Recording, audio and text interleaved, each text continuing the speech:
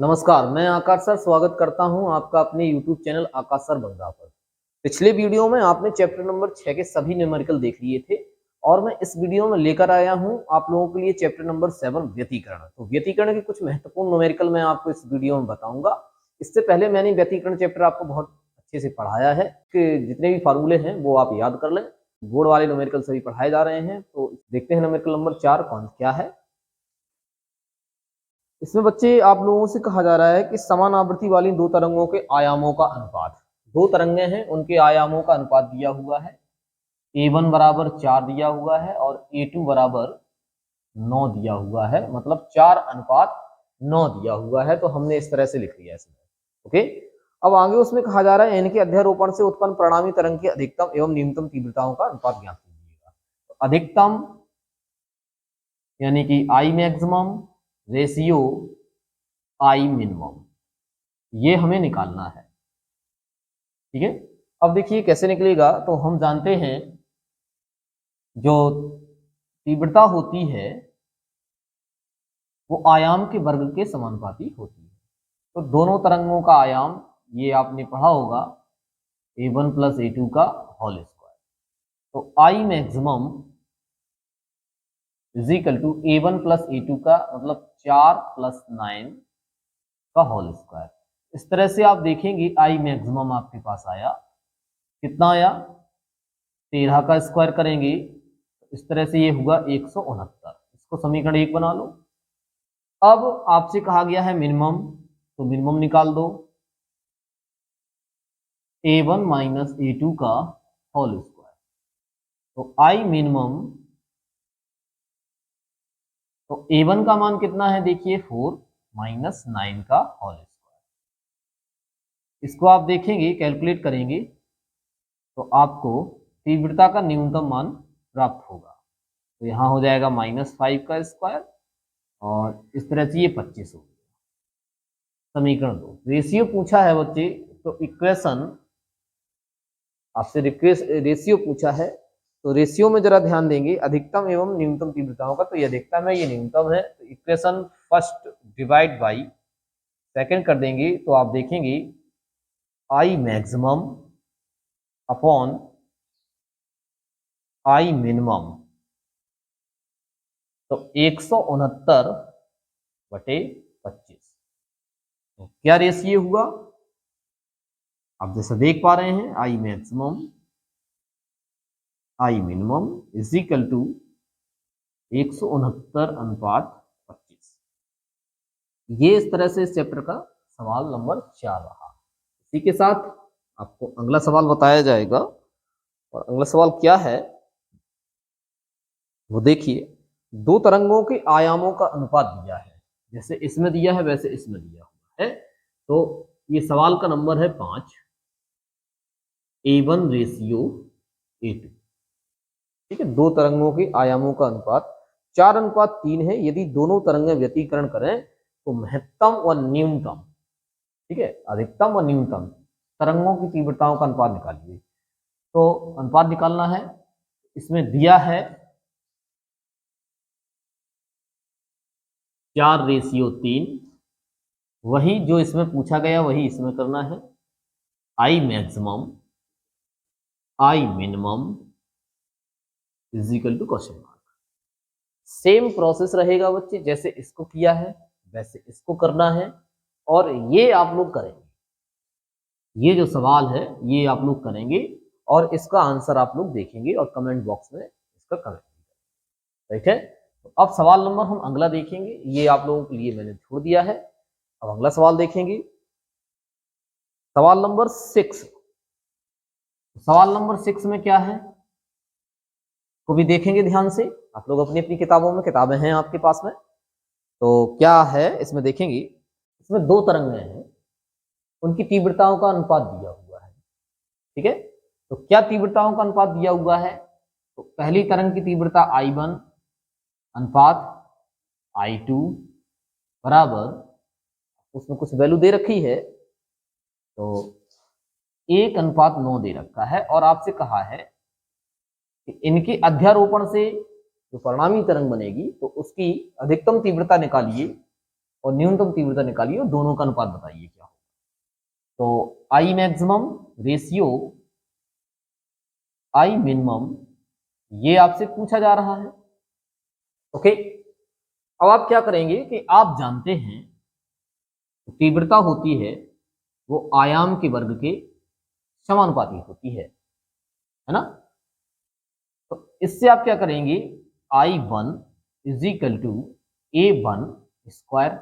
तो यहां से आप A1 निकाल लेंगे ना। देखिए, तो A1 बराबर हो जाएगा, A1 बराबर आपका क्या हो जाएगा, देखिए यहां से स्क्वायर हटाएंगे तो यहां रूट लग जाएगा और ये I1 हो जाएगा। ओके, तो A1 बराबर रूट I1 मतलब 1। तो A1 बराबर आया आपके पास में 1। सेम इसी तरह से आप A2 निकाल सकते हैं। A2 is equal to root I2। तो A2 रूट I2 देखिए 9 है, तो A2 आपके पास में कितना आया, 3 आया। अब उसने पूछा है आपसे आई मैक्सिमम निकालो और आई मिनिमम निकालो, दोनों का रेशियो निकालो। सेम प्रोसेस यहां से अब ऐसे लगेगा सवाल इसके बाद। तो इधर देख लेते हैं बच्चे, आप लोग वीडियो को लाइक जरूर कर दिया करो बेटा, ज्यादा से ज्यादा शेयर किया करो। अब आपने क्या किया कि यहां से आई मैक्सिमम निकाला। आई मैक्सिमम बराबर होता है A1 प्लस A2 का होल स्क्वायर।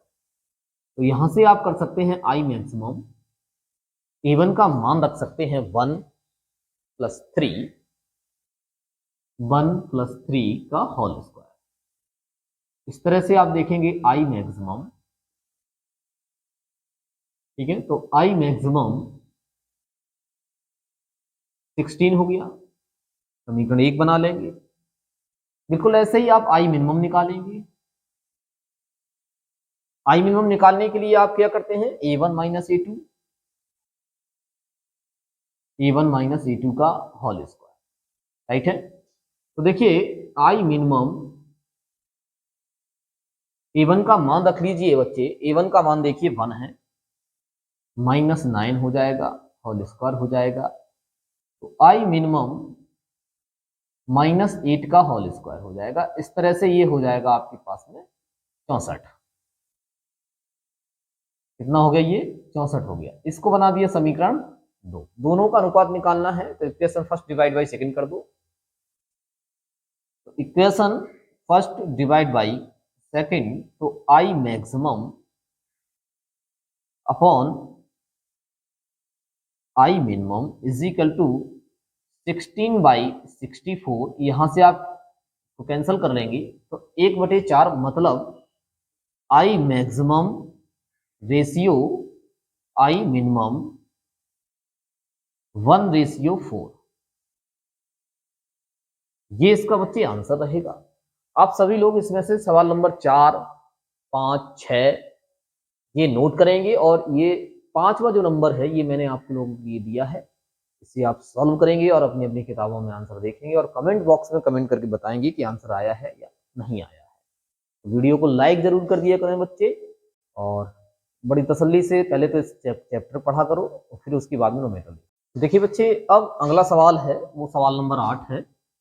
आप भी अपनी किताबों में देख रहे होंगे इसे और प्रयास कर रहे होंगे उसे लगाने का, क्या वैल्यू दी हुई है। तो शुरू करते हैं। इस सवाल में बच्चे कहा गया है कि 2 mm की दूरी पर 2 सिलटें हैं।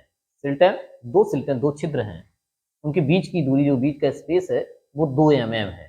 तो बीच सिल्टों के बीच की जो दूरी होती है बच्चे उसे स्मॉल d से दिखाया जाता है और इसमें 2 mm दिया हुआ है। तो आपने इसे 2 mm कर दिया। याद रखिएगा बच्चे, कोई भी वैल्यू लेंगे तो उसको पहले मीटर में करेंगे। तो 2 मिलीमीटर से इसको मीटर में बदलना है। तो यहाँ देख लेते हैं, 10⁻³ का गुणा कर दीजिएगा तो ये mm से बन जाता है, मीटर बन जाता है। ठीक है। अब आगे सवाल को जैसे ही आप पढ़ेंगे तो आपको उसमें दिया जाएगा कुछ 2 पतली समांतर सिल्टों पर 6000 एंगस्ट्रॉम का एक वर्णीय प्रकाश डाला जा रहा है इन सिल्टों पर। तो ये 6000 एंगस्ट्रॉम तरंगदैर्घ्य का प्रकाश है। तो तरंगदैर्घ्य को बच्चे लैम्डा से दिखाते हैं और लैम्डा बराबर दिया हुआ है 6000 एंगस्ट्रॉम। मैंने जैसा बोला है कि इस सबको मीटर में लेना है। ओके, तो एंगस्ट्रॉम से मीटर में जाने के लिए 10⁻⁻10 का गुणा कर दिया जाता है, क्योंकि एंगस्ट्रॉम की वैल्यू होती है 10⁻⁻10। इस तरह से मैंने इसको चेंज कर दिया, तो हमने देखा कि 6 × 10⁻⁷ मीटर ये हो जाएगा। क्यों हो जाएगा? क्योंकि ये 3 जीरो कम हो जाएंगे। ओके, अब आगे उसने कहा है कि 30 सेंटीमीटर की दूरी पर एक पर्दा रखा हुआ है। तो पर्दे की दूरी, स्लिटों से पर्दे की दूरी, तो वो 30 सेंटीमीटर है। पर्दे की दूरी को हम कैपिटल डी से दिखाते हैं। बच्चे याद रखेंगे, ये सेंटीमीटर में दिया हुआ है, इसको भी मीटर में करना है। तो देखो कैसे करेंगे। तो सेंटीमीटर से मीटर में करना आपको बहुत अच्छे से आता है। 10⁻⁻2 का गुणा कर दो तो ये सेंटीमीटर से बन जाता है मीटर। ओके, फ्रिंजों को देखा जाता है फ्रिंज चौड़ाई निकालनी है। क्या निकालनी है? फ्रिंज चौड़ाई। फ्रिंज चौड़ाई को डब्ल्यू से दिखाते हैं।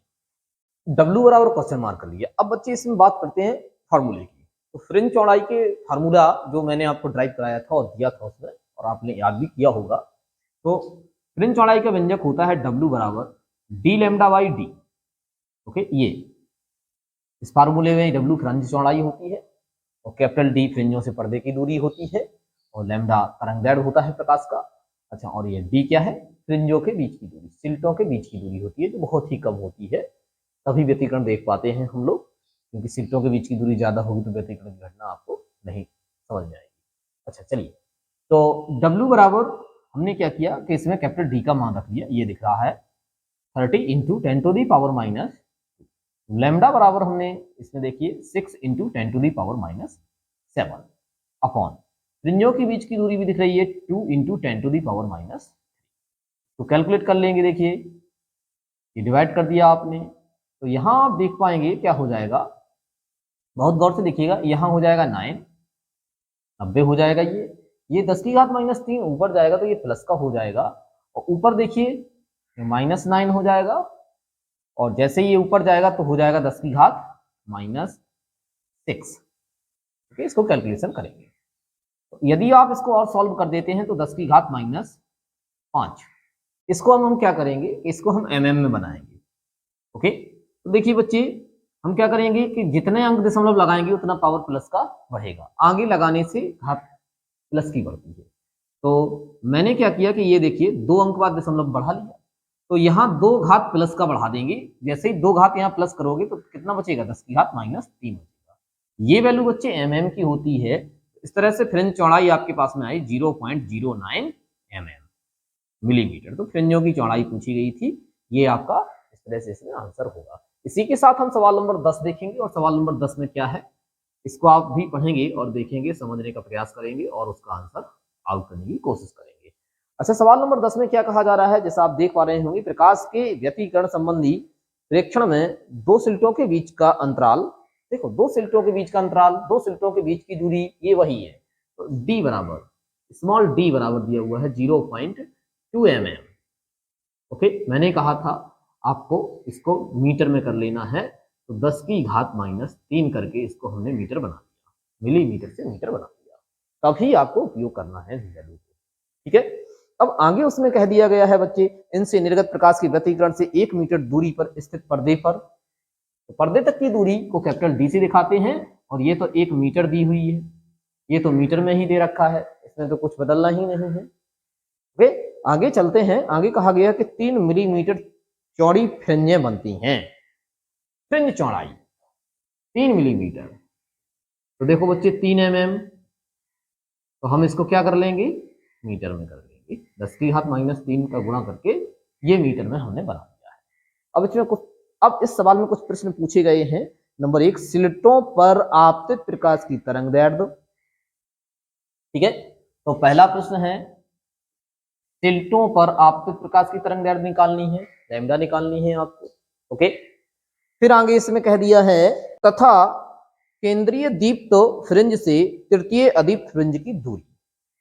केंद्रीय दीप्त फ्रिंज से, जो केंद्रीय दीप्त फ्रिंज होती है, उसके बाद तृतीय अदीप्त फ्रिंज की दूरी निकालनी है।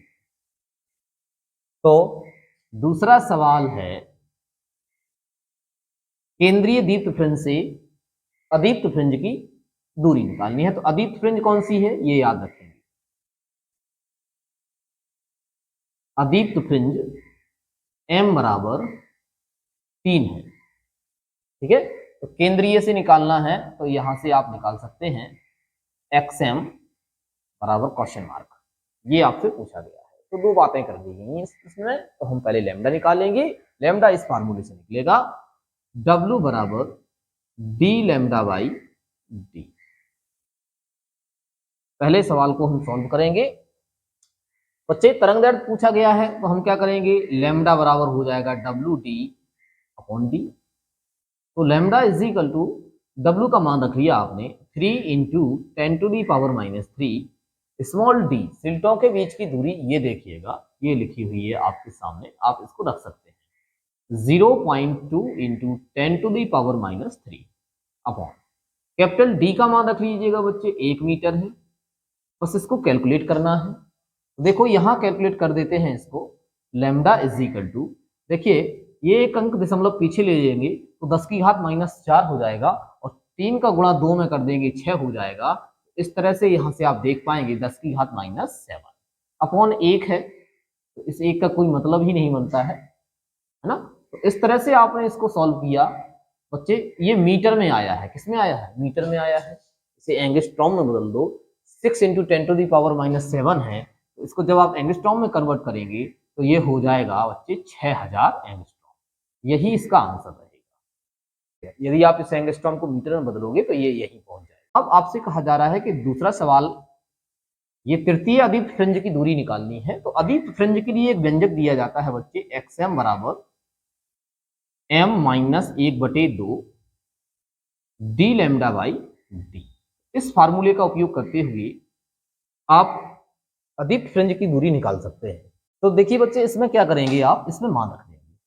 ओके, तो मान रखने से क्या मिलेगा आपको, देखिए यहां ध्यान से। तो xm तीसरे के लिए पूछा ना, तो x3 is equal to m की वैल्यू 3 रख दीजिएगा -1/2 और d लैम्डा बाई डी, तो d का मान आप रखिएगा 1 इंटू लैम्डा का मान रखिएगा। देखिए बच्चे यहां याद रखिएगा कि लैम्डा का मान आपको मीटर में लेना है। इसमें लेना है, मीटर में लेना है। ये एंगस्ट्रॉम में हमने कर दिया है, लेकिन मीटर में ये आया हुआ है लैम्डा का मान। तो आप देख पा रहे होंगे 6 इंटू 10⁻⁷ अपॉन स्मॉल डी का मान भी रखना है बच्चे। स्मॉल डी का मान ये लिखा हुआ है, देखिए ये, तो 0.02 इंटू 10⁻⁻³ कैलकुलेशन कर ली है और आंसर को आपको निकालना है। तो यहाँ थोड़ा गौर फरमाइए बच्चे, कैलकुलेशन मैं ये देता हूँ, थोड़ा मदद कर देता हूँ आप लोगों की। तो देखिएगा 3 - 1/2, जब आप इसको सॉल्व करोगे तो बच्चे हो जाएगा यहाँ से 5/2। ओके, यहाँ से देखिए बच्चे आप क्या करने वाले हैं कि ये चीज आप एक अंक दशमलव पीछे ले लो। एक अंक दशमलव जब आप पीछे ले लेंगे तो यहाँ 10⁻⁴ हो जाएगा। ओके, ये 2 से डिवाइड कर देंगे तो हो जाएगा 3, ठीक है। और ये यहाँ देखिए, ये इंटू तो है यहाँ पे। अब ये आपने डिवाइड किया तो 10⁻⁴ ऊपर जाएगा तो प्लस का हो जाएगा, और 10⁻⁷ में से 10⁻⁴ जब जाएगा तो बचेगा 10⁻³ बचेगा। 3 ये 15/2 हो जाएगा इंटू 10⁻³ हो जाएगा। x3 इज इक्वल टू, इसको डिवाइड करेंगे तो 7.5 इंटू 10⁻³ यदि इसको mm में आप बदल देते हैं तो x3 बराबर हो जाएगा 7.5 mm। तो देखिए केंद्रीय दीप्त बिंदु से तृतीय अदीप्त फ्रिंज की दूरी 7.5 mm होगी। तो इसके साथ बच्चे ये सवाल नंबर 10 था। आप सभी लोग सवाल नंबर 10 को उतारेंगे और अगले सवाल की ओर चलेंगे। तो बच्चे अगला सवाल है सवाल नंबर 11। सवाल नंबर 11 में आप लोग देखेंगे और प्रयास करते हैं उसको सॉल्व करने का। 11 नंबर जो सवाल है बच्चे, सवाल नंबर 10 के जैसा ही है, बस कुछ मान बदल गए हैं। तो शुरू करते हैं। देखिए उसमें कहा गया है कि 2 झिर्रियों के बीच की दूरी, 2 झिर्रियां हैं जो 3 mm के बीच की दूरी पर रखी है। 3 mm का उनके बीच का स्पेस है। तो ये स्मॉल डी दिया हुआ है बच्चे, 3 mm आपने लिखा। फिर से वही बात करेंगे, ये 3 mm नहीं चलता है, ये चलेगा मीटर में। इसको मीटर में कन्वर्ट कर देते हैं। कैसे किया जाएगा, 10⁻³ का गुणा कर देते हैं तो बच्चे ये मीटर बन जाएगा। आगे सवाल को देखेंगे तो उसमें कहा गया है कि 6000 एंगस्ट्रॉम का एक वर्णीय प्रकाश डाला जा रहा है। तो 6000 एंगस्ट्रॉम का मतलब होता है तरंग दैर्ध्य का। तो lambda is equal to 6000 angstrom. बच्चे एंगस्ट्रॉम नहीं चलेगा, मीटर करना पड़ेगा। तो मीटर करने के लिए एंगस्ट्रॉम की वैल्यू आपको याद रखनी रहती है। तो 6000 गुणित 10⁻⁻10 इसको और सॉल्व करोगे तो हो जाएगा 6 × 10⁻⁷ मीटर। इस तरह से आपने ये लैम्डा देख लिया। ओके, अब आगे भी देखेंगे। कहा गया है कि 1 मीटर की दूरी पर एक पर्दा रखा हुआ है, पर्दे की दूरी कैपिटल डी से दिखाते हैं, वो तो 1 मीटर ही है, तो इसके साथ कुछ बदलना नहीं है क्योंकि उसमें 1 मीटर ही कहा है। अच्छा, फर्स्ट पॉइंट इसमें पूछा है फ्रिंजों की चौड़ाई। तो फ्रिंज चौड़ाई नंबर 1, आप जानते हैं कि फ्रिंज चौड़ाई को W से दिखाते हैं, वही W फाइंड आउट करना है। ओके, फिर इसमें दूसरा सवाल जो किया गया है वो अदीप्त फ्रिंज के लिए किया गया है। जैसे कि इससे पहले जो सवाल आपने देखा सवाल नंबर 10, उसमें भी अदीप्त फ्रिंज के लिए ही पूछा है, इसमें भी देखिए अदीप्त फ्रिंज के लिए पूछा है। और सबसे बड़ी तो बात यह है कि इसमें भी तीसरी अदीप्त फ्रिंज के लिए पूछा है। तो अदीप्त फ्रिंज के लिए उसने कहा है कि केंद्रीय अदीप्त बिंदु से उसकी दूरी निकालिएगा। तो अदीप्त फ्रिंज है, एक बात ये याद रखनी है, और कौन सी अदीप्त है, तो तीसरी है। ये दो बातें करनी है। इससे पहले हम इसको सॉल्व करेंगे। W बराबर होता है dλ/d, ये आप जानते हैं। तो W बराबर d का मान रख लीजिएगा 1 है, लैम्डा का मान 6 × 10⁻⁷ है जैसा आप देख पा रहे हैं ऊपर, और स्मॉल d का मान देखिए बच्चे 3 × 10⁻³ है। इसको कैलकुलेट कर देंगे तो आपके पास में देखिए आंसर आ जाएगा। 3 से ये 6 कट जाएगा तो 2 हो जाएगा, 2 × 10⁻⁴ हो जाएगा। बच्चे याद रखिएगा ये चीज जो है वो मीटर में है, लेकिन हमको मीटर में नहीं करना है, हमको मिलीमीटर में करना है। तो मिलीमीटर में कैसे करेंगे बच्चे, एक अंक दशमलव आगे ले लो, 0.2 आगे लेंगे तो 10⁻³ बचेगा, तो इसको बोलते हैं mm। इस 10⁻³ को हटा दो और यहाँ लिख दो मिलीमीटर यानी कि mm। इस तरह से इसका पहला सवाल होगा। सवाल नंबर दूसरे की ओर चलते हैं, उसमें कहा गया है अदीप्त फ्रिंज। तो दूसरा सवाल है अदीप्त फ्रिंज के लिए फ्रिंज चौड़ाई का व्यंजक, सॉरी अदीप्त फ्रिंज के लिए केंद्रीय दीप्त बिंदु से उसकी दूरी पूछी गई है, xm पूछी गई है। तो xm निकालनी है आपको। ये फार्मूला क्या होता है यहाँ देखेंगे, xm = m-½ अभी बताया था dλ/d।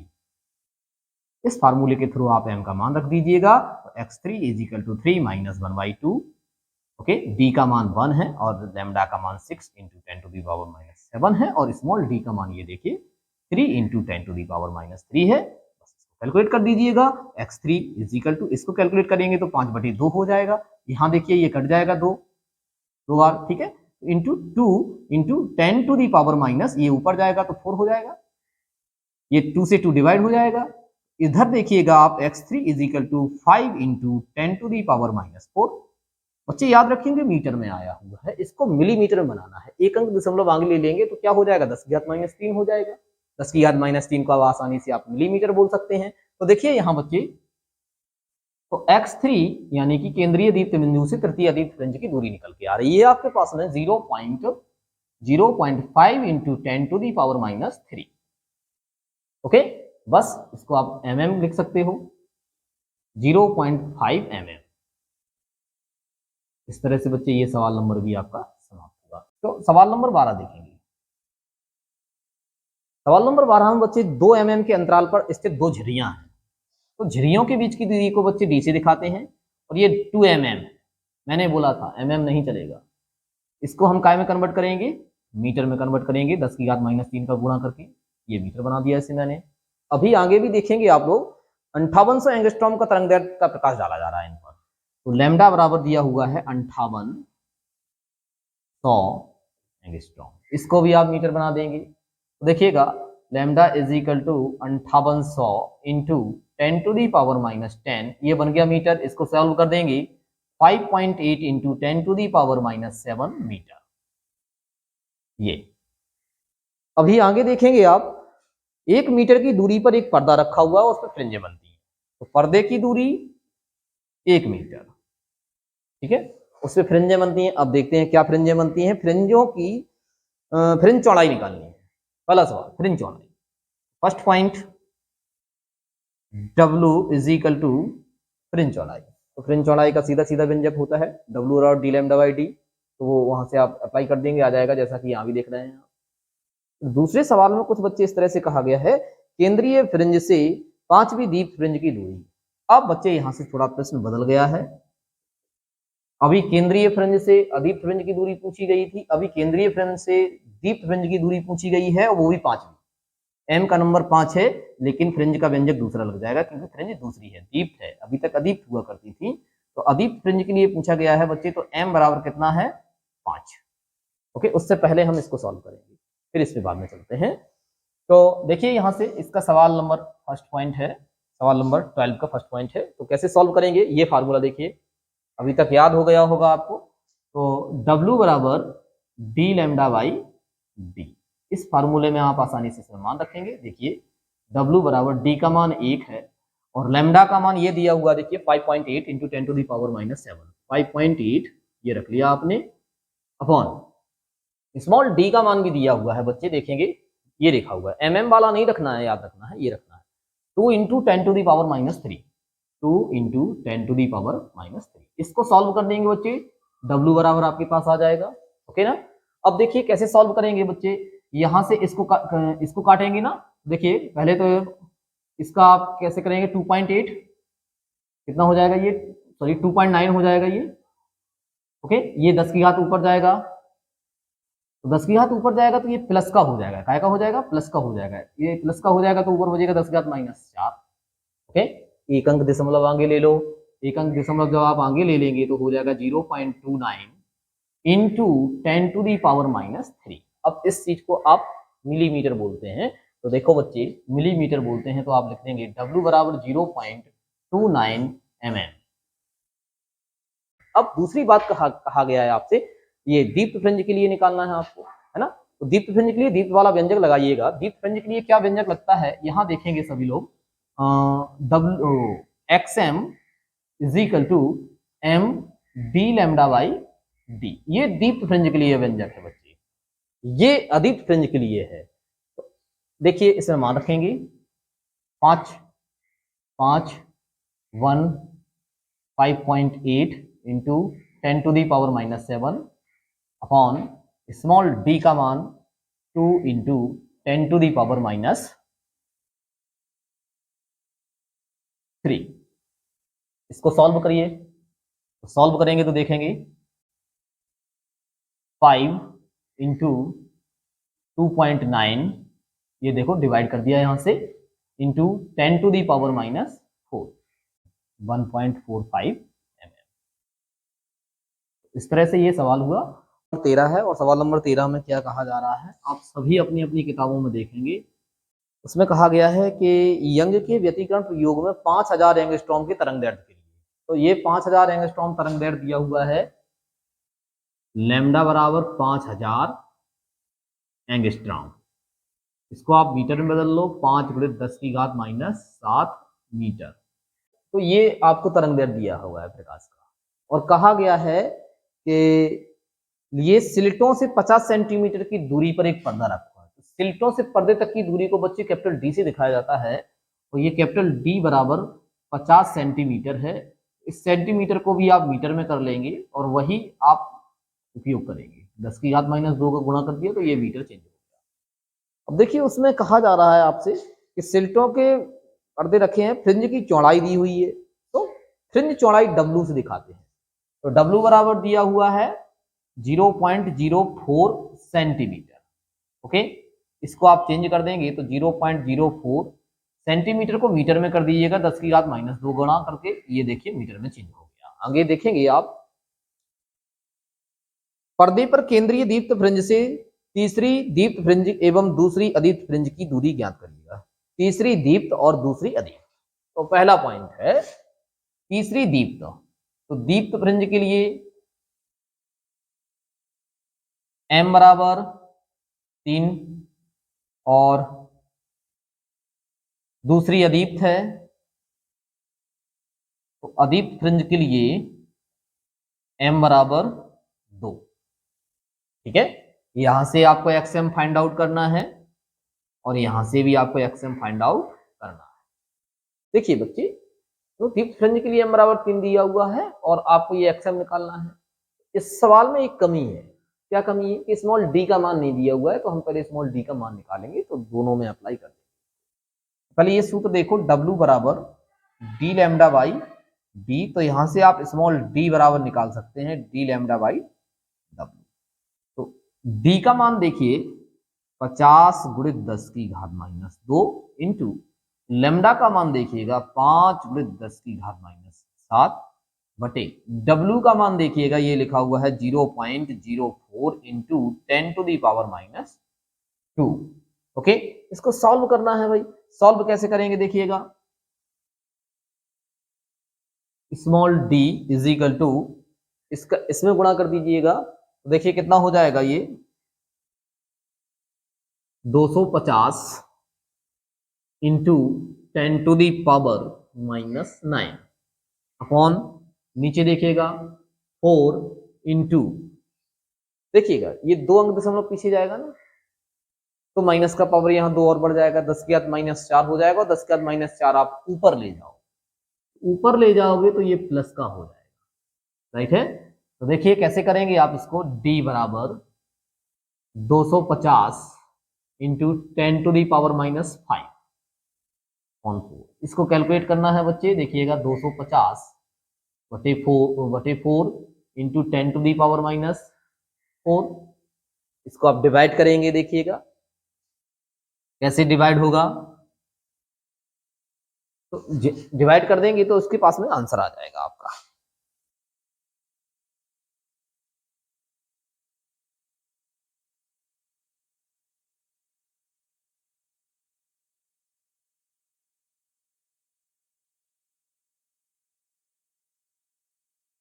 देखिए यहां से आप डिवाइड करेंगे तो हो जाएगा यहाँ पे 6.4×24। ओके, 24 एक बच जाएगा, दशमलव लग जाएगा, 4 दूनी 8, 4 पंचे 20, गुणित 10⁻⁻⁴। तो ये रहा आपका मीटर, ये रहा d बराबर। अब ये d का मान आ चुका है, अब आप इन दोनों में अप्लाई कर सकते हो। तो यहां से फर्स्ट सवाल सॉल्व होगा आपका। अब जानते हैं xm बराबर m d λ/d, xm बराबर m 3 और इंटू d का मान देखिए कितना है, d का मान ये देखिए ये लिखा हुआ है 50 गुणित 10⁻⁻², लैम्डा का मान भी लिखा हुआ है 5 गुणित 10⁻⁷ बटे स्मॉल d का मान भी लिखा हुआ है यहाँ से 6.25 इंटू 10⁻⁻⁴। इसको कैलकुलेट करना है, कैलकुलेट करेंगे तो आपको आंसर दिख जाएगा।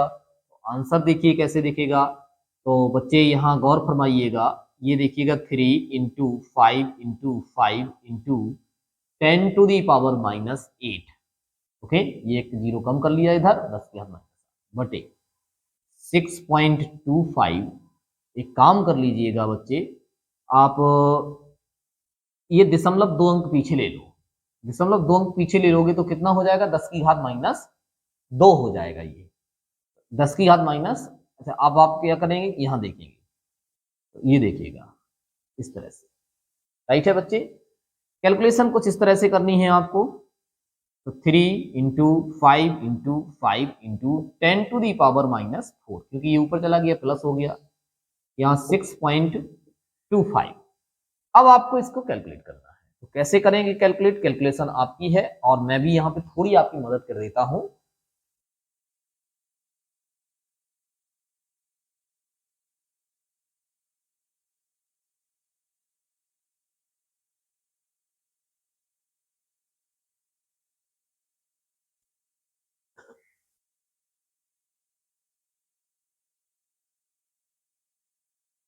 तो देखो बच्चे जब आप इसे कैलकुलेट कर देंगे, जैसे ही आप इसको कैलकुलेट कर देंगे तो आपके पास में आंसर आएगा xm इज इक्वल टू 0.12। इसको आप कन्वर्ट कर लेना, बदल लेना इसको mm में, तो ये mm हो जाएगा। इस तरह से ये आप कैलकुलेशन करना, इसका उत्तर आएगा 0.12 mm। अब दूसरा सवाल उसमें बच्चे पूछा गया है आपसे कि दूसरा सवाल क्या है, देखिए ध्यान से। दूसरे सवाल में कहा गया है कि दूसरे अदीप्त फ्रिंज की दूरी निकालिएगा। तो अदीप्त फ्रिंज के लिए व्यंजक आपको याद होना चाहिए m-12 d λ/d। तो xm इज इक्वल टू, यहां से आप दूसरे अदीप्त फ्रिंज के लिए रखना है तो 2 रख लो, यहां से 2 - 1/2 d λ/d। तो d का मान देखिए ये लिखा हुआ है, d का मान 50 गुणित 10⁻⁻2 लैम्डा का मान भी लिखा हुआ है 5 गुणित 10 की घात -7 बटे स्मॉल डी का मान रख दीजिएगा। स्मॉल डी का मान ये देखिए अभी अभी आपने आउट किया है 6.25 into 10⁻⁻4। X M is equal to यहाँ हो जाएगा आपका 3/2 इंटू यहाँ देखिएगा ये ऊपर हो गया आपका 25 गुणित 10 की घात -8, नीचे हो गया 6.25 इंटू 10⁻⁻4। ये ऊपर ले जाएंगे और कैलकुलेशन आप करेंगे तो कैलकुलेशन करने से आपके पास में आंसर आ जाएगा। ओके, 3 इंटू 25 इंटू 10⁻⁻4 क्योंकि ऊपर गया बटे 2 इंटू 6.25 कैलकुलेशन करने के बाद में आंसर आएगा 0.06 mm। कैलकुलेशन करना और ये mm में बदल देना, इस तरह से ये उत्तर हो जाएगा बच्चे। आपका सवाल नंबर 13 ये हुआ। देखिए बच्चे इसमें आंसर जो भी निकालना है आपको सेंटीमीटर में निकालना है, तो ये आंसर सेंटीमीटर में दे रखे हैं बुक्स में, इनको सेंटीमीटर में निकालना आप।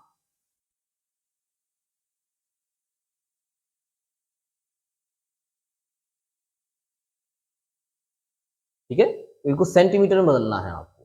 तो देखो बच्चे सवाल नंबर 14 है अगला सवाल 14 नंबर है। तो 14 नंबर में क्या पूछा जा रहा है और क्या दिया हुआ है, दो सिल्टों के बीच की दूरी दी हुई है। दो सिल्टों के बीच की स्मॉल डी का मान दिया हुआ है 0.4 mm दिया हुआ है। ओके, इसे आप मीटर में कर लेंगे 0 इंटू 10⁻⁻3, ये मीटर में चेंज हो गया। फिर इसमें कुछ और भी दिया हुआ है, उसको देखेंगे आप। प्रयुक्त प्रकाश की तरंग दैर्ध्य दी हुई है, तो तरंग दैर्ध्य को लैम्डा से दिखाते हैं और वो बच्चे दी हुई है 6000 एंगस्ट्रॉम। इसको आप बदलेंगे मीटर में 10 की घात -7, तो ये चेंज हो गया किसमें, मीटर में हो गया ये, राइट। अब आगे थोड़ा और देखिए, व्यतिकरण फ्रिंजेस सिल्टों से 100 सेंटीमीटर की दूरी पर एक पर्दा रखा हुआ है, तो पर्दे के बीच की दूरी d बराबर 100 सेंटीमीटर बोला है उसने, और आप सब जानते हैं कि 100 सेंटीमीटर जो होता है वो 1 मीटर के बराबर होता है। ठीक है, अब उसके कुछ प्रश्न हैं। केंद्रीय फ्रिंज से द्वितीय अदीप्त फ्रिंज की दूरी और चतुर्थ दीप्त की। तो पहला है द्वितीय अदीप्त फ्रिंज है, तो अदीप्त फ्रिंज के लिए कुछ पूछ रहे हैं आपसे। तो अदीप्त फ्रिंज कितना दिया हुआ है, अदीप्त फ्रिंज के लिए m का मान 2 दिया हुआ है। और दूसरे सवाल में कह रहे हैं दीप्त फ्रिंज के लिए, तो दीप्त फ्रिंज में बच्चे m बराबर दिया हुआ है चतुर्थ, और केंद्रीय बिंदु से निकालना है xm, इसमें भी फाइंड आउट करना है, और xm इसमें भी फाइंड आउट करना है, राइट है। इन दोनों सवालों को आपको सॉल्व करना है। जैसे ये सवाल सॉल्व होंगे तो आपको आंसर मिलेगा।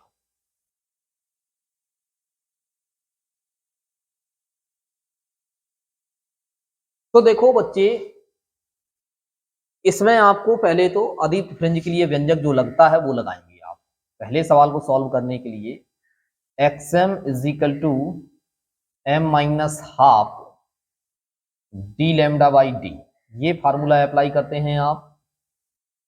ठीक है, इस फार्मूले में मान रखिएगा अदीप्त के लिए है तो x2 is equal to m की वैल्यू 2 माइनस 1/2, और d का मान दिया हुआ है बच्चे 1 मीटर, और लैम्डा का मान दिया हुआ है 6 इंटू 10⁻⁻7 अपॉन स्मॉल d का मान दिया हुआ है, ये देखिए 0.4 इंटू 10⁻3। तो x2 यहां से आप निकाल सकते हैं, इसको कैलकुलेट करोगे तो 3/2 हो जाएगा ये, और यहां देखिएगा 6 इंटू 10⁻, ये एक अंक दशमलव पीछे ले लो तो -4 हो जाएगा, -4 ऊपर जाएगा तो हो जाएगा यहाँ -3/4, राइट। ये देखिएगा इधर कट गया ये, ठीक। तो अब आपको करना क्या है, x2 निकल के आएगा यहाँ 9/4 इंटू 10 इंटू 10⁻⁻3, राइट है।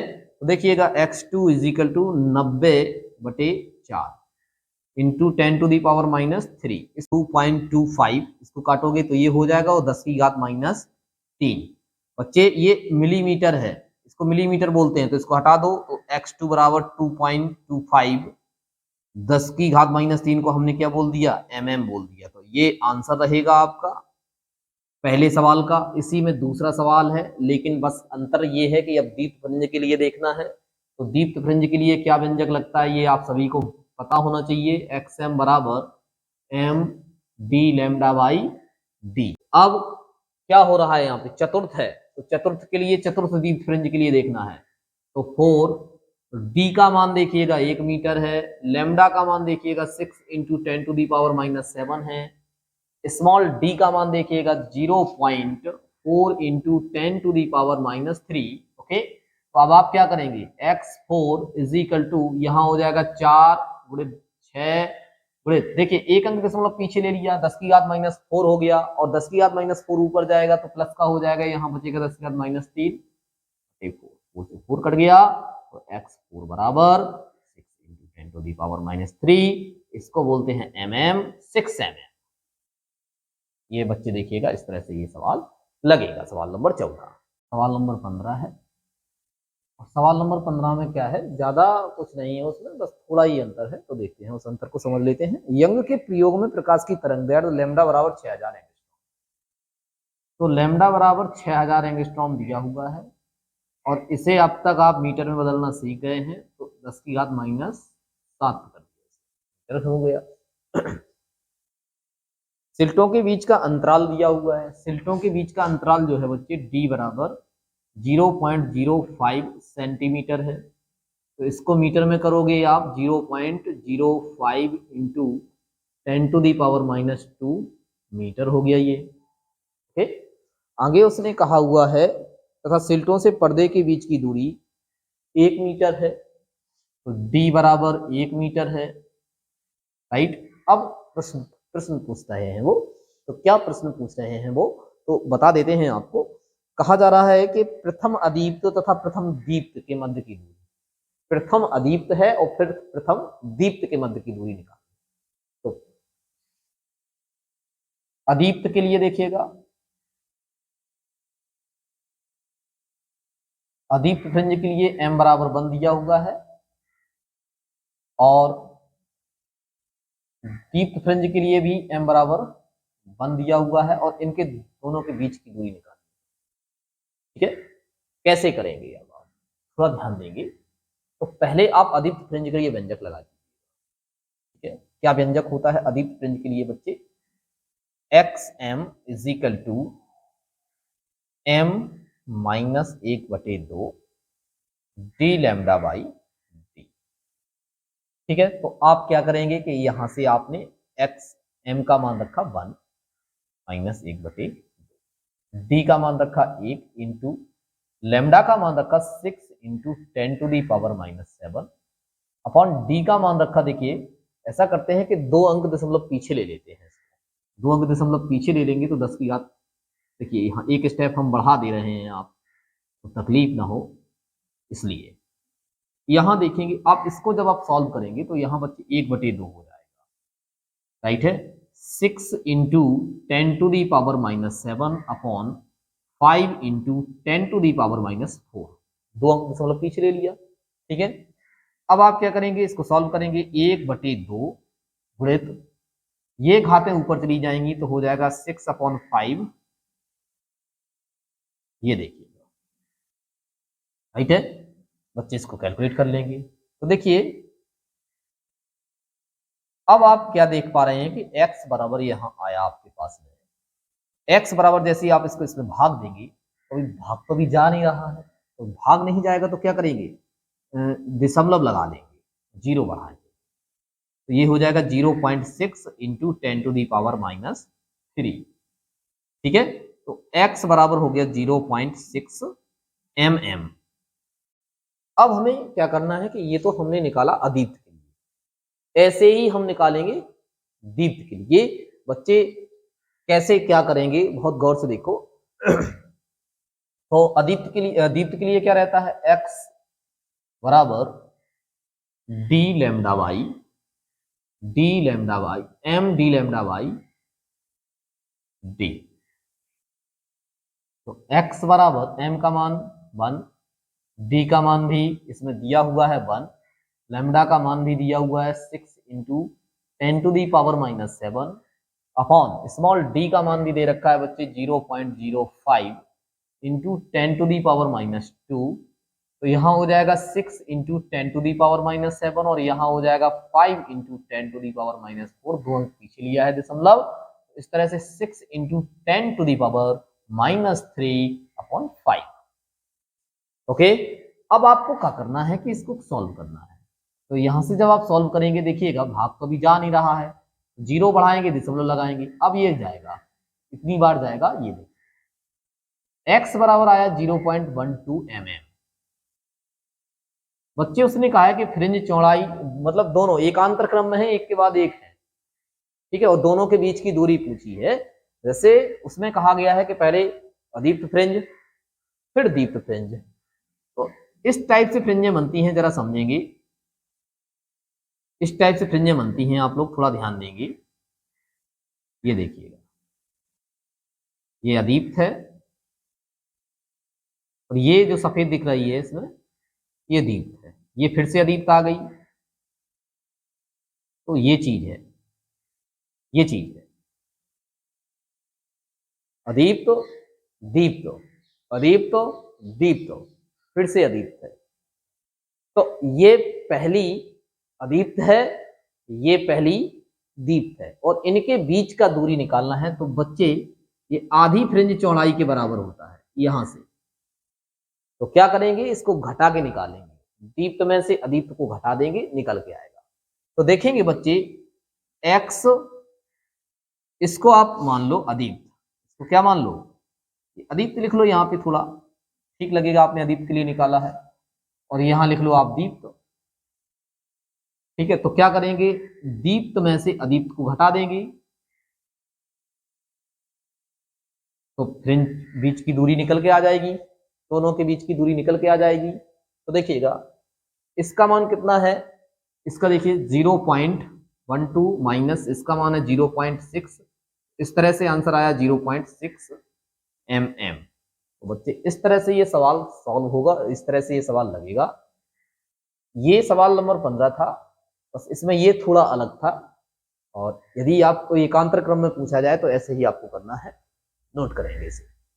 तो 16 नंबर सवाल में क्या कहा जा रहा है ये आप सभी लोग अपनी अपनी किताबों में देख चुके होंगे और उसको लगाने का प्रयास कर रहे होंगे। यंग के द्वैक रेखा छिद्र प्रयोग में रेखा छिद्रों के बीच की दूरी 0.15 mm है। रेखा छिद्रों के बीच की दूरी को बच्चे डी से दिखा जाता है 0.15 mm है। तो हम क्या करेंगे, इस mm को, इसे हम मीटर बदल देंगे 10⁻³ का गुणा करके, तो ये मीटर में चेंज हो गया। अब उसी में सवाल को थोड़ा आगे देखें, पर्दा 1.5 मीटर दूर रखा है, तो पर्दे तक की दूरी जो है वो 1.5 मीटर है, राइट बच्चे, ये मीटर में हो गया। अब इसमें केंद्रीय दीप्त फ्रिंज और चौथी अदीप्त फ्रिंज के बीच की दूरी निकालनी है। केंद्रीय दीप्त फ्रिंज से चौथी अदीप्त फ्रिंज की दूरी की गणना करनी है। केंद्रीय दीप्त फ्रिंज, केंद्रीय, अब देखिए इसमें क्या कहा है, इसमें कहा जा रहा है बच्चे केंद्रीय दीप्त फ्रिंज और चौथी अदीप्त फ्रिंज के बीच की दूरी 1.8 सेंटीमीटर प्रेक्षित है। प्रयुक्त प्रकाश की तरंगदैर्घ्य निकालिएगा, ठीक है। तो यहां से x4 बराबर 1.8 सेंटीमीटर दी हुई है और फ्रिंज चौड़ाई निकालनी है, प्रयुक्त प्रकाश की तरंगदैर्घ्य निकालनी है, लैम्डा बराबर, राइट है।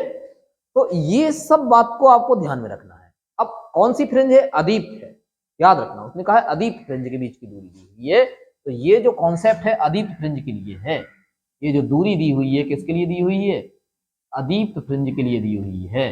अदीप्त फ्रिंज वाला ही व्यंजक इसमें काम आएगा, राइट है।